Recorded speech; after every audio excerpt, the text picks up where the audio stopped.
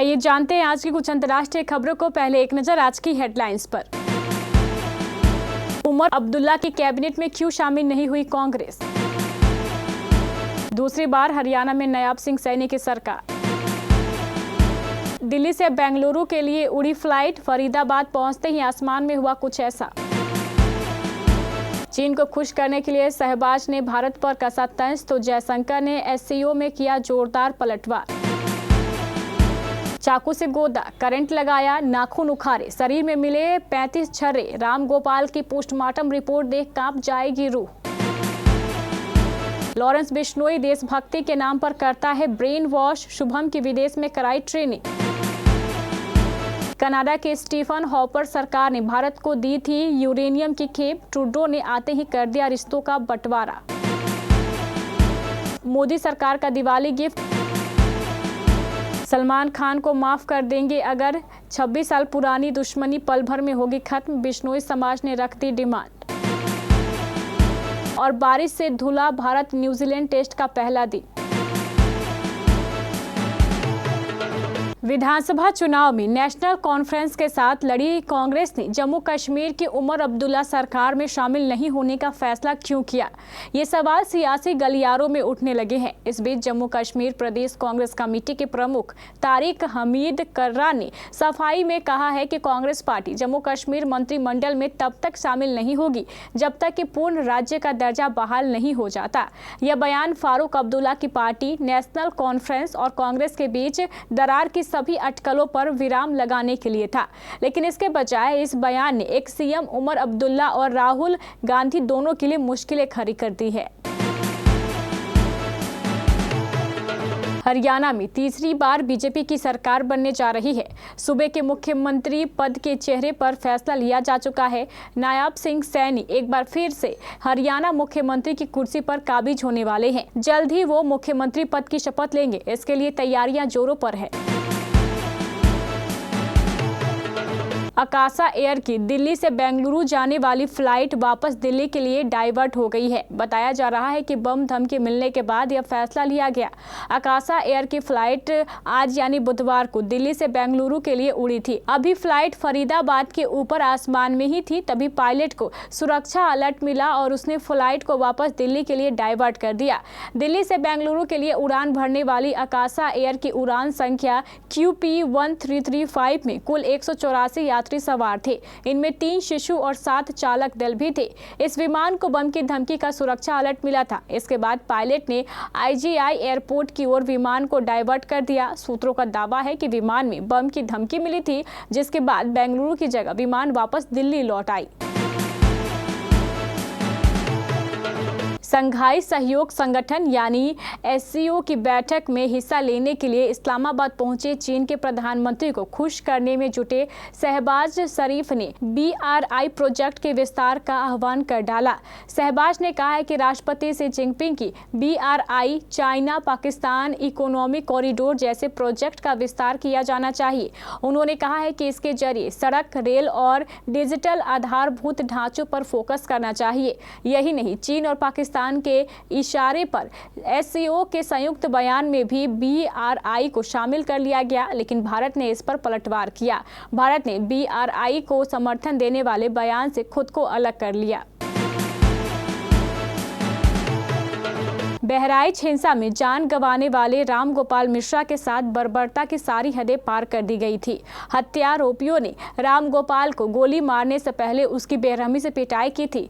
धारदार हथियार से भी हमला किया था। उसके चेहरे, गले और सीने में गोली के करीब 35 छर्रे लगने के निशान है।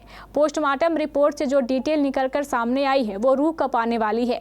सूत्रों के अनुसार राम गोपाल की हत्या से पहले उसे बर्बर तरीके से टॉर्चर किया गया था। रिपोर्ट में करंट और अत्यधिक रक्तस्राव के कारण मौत की पुष्टि की गई है। शरीर पर भारी गोली के निशान मिले हैं और उसके सिर, माथे और हाथ पर धारदार हथियार से हमले के जख्म थे।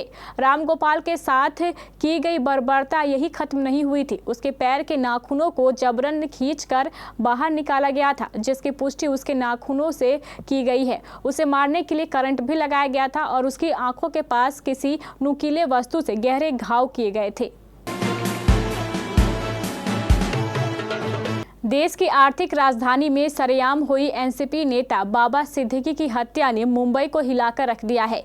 इस हत्याकांड में 3 लोग गिरफ्तार हो चुके हैं और बाकी 3 की तलाश में मुंबई पुलिस देश के अलग अलग राज्यों में छापे मार रही है। पुलिस के मुताबिक बाबा सिद्दीकी हत्याकांड की पूरी प्लानिंग शुभम लोनकर ने तैयार की, जो पिछले कई महीनों से गैंगस्टर लॉरेंस बिश्नोई के लिए काम कर रहा है। हत्या के बाद गिरफ्तार किए गए 3 लोगों में से एक शुभम लोनकर का भाई भी है। बाबा सिद्दीकी हत्याकांड को सुलझाने में जुटी मुंबई पुलिस को पूछताछ में शुभम लोनकर के बारे में बेहद चौंकाने वाली जानकारी मिली है। दरअसल इसी साल जनवरी के महीने में शुभम लोनकर को उसके भाई प्रवीण लोनकर पुलिस ने आर्म्स एक्ट के मामले में गिरफ्तार किया था। हथियार सप्लाई करने के इस मामले में कुल 10 लोग गिरफ्तार किए गए थे। जस्टिस ट्रूडो ने 4 नवंबर 2015 को कनाडा के प्रधानमंत्री पद की शपथ ली थी।